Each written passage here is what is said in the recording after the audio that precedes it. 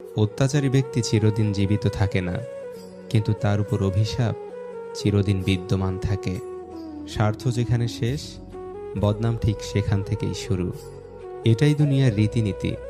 আপনি কাউকে দিতে পারবেন যতক্ষণ, ভালো থাকবেন ঠিক ততক্ষণ।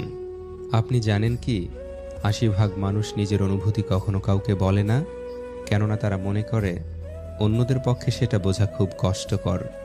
অতিরিক্ত লোভ মানুষকে ধ্বংস করে দেয়, আর অল্প চাহিদা মানুষকে পরিপূর্ণতা এনে দেয়। কষ্ট দিচ্ছ, দিয়ে যাও। ঘৃণা করছো, করে যাও। কিন্তু মনে রেখো, জীবনটা ছোট নয়।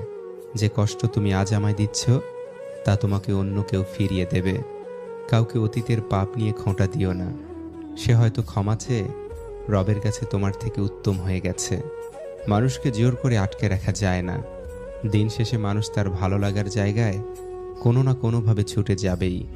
আর যদি কাউকে জোর করে আটকে রাখি, সে প্রতারণা করবেই, হয় নিজের অনুভূতির সাথে, আর না হয় আমার সাথে।